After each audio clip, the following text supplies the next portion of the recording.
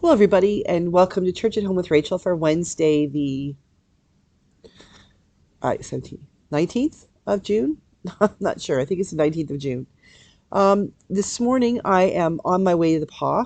My um, erstwhile assistant and friend Cheryl is joining me, as will Deb, another friend of ours, going up to the PA for the weekend. We have meetings this evening. We have our finance and property meeting, and tomorrow we have our executive committee meeting, which is basically our diocesan council.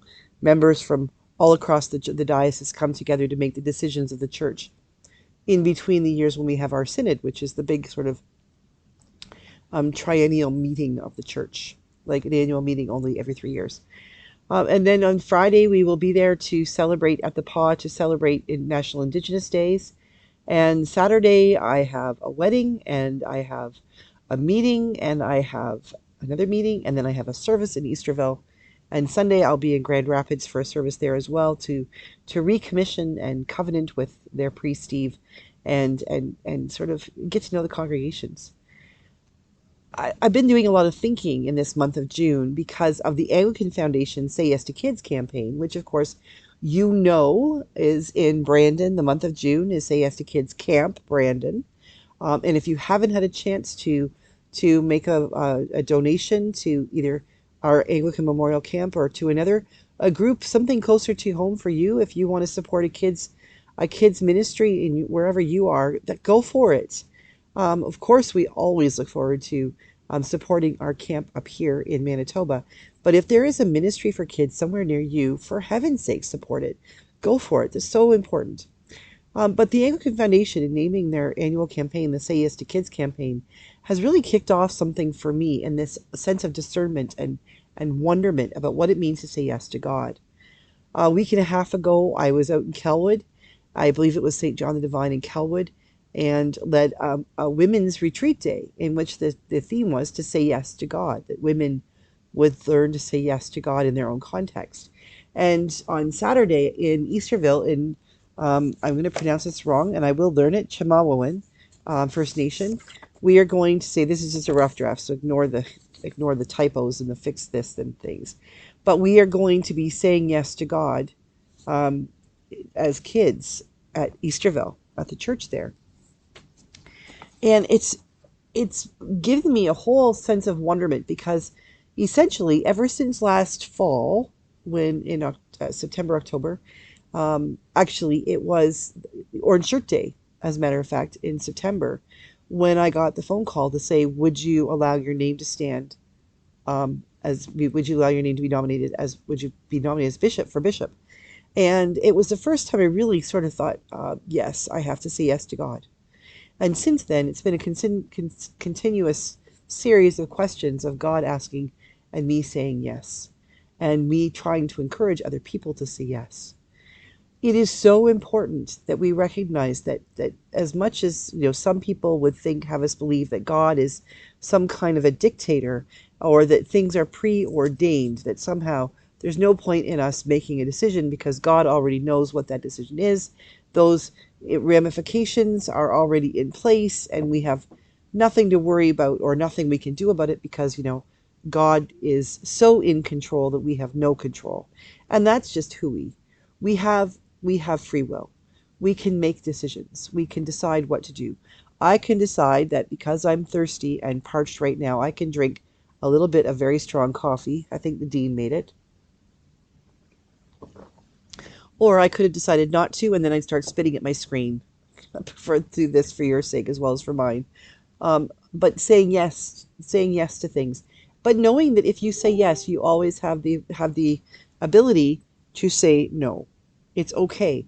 You can say no. The question is, you need to know what you're saying no to. I am discovering that in my discernment process, if I'm trying to figure out what is the answer, is it yes or maybe, or maybe it's not such a clean cut decision to make.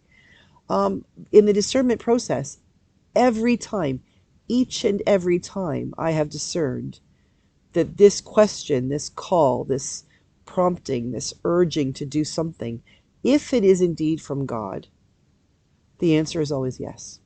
It needs to always be yes. Now, have I discovered that because I've always said yes? Absolutely not. There are so many times on any given day, in any given week, in any given month, when I say no, or not yet, or let me pray on that. Let me waffle on that for a while here, because I'm not sure if it is God asking. Now, the older I get, I've noticed over the years that the easier it gets in some cases to discern, to know, is this of God or not? I have not got a foolproof way. For those of you who are going to say, okay, tell me how to know if it's God, I can't. I do not have a foolproof way to say to you, this is how you know if this is of God. All I can say to you is you need to discern that for yourself.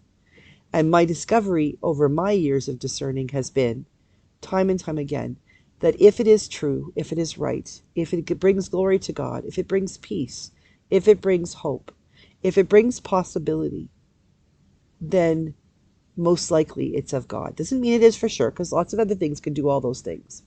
But we're on the right path.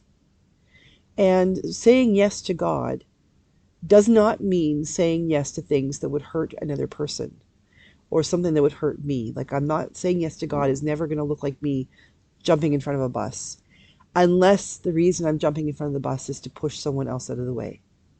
And then I may indeed get hurt. However, the other person who would have been hurt worse is now not hurt. So it's a big thing.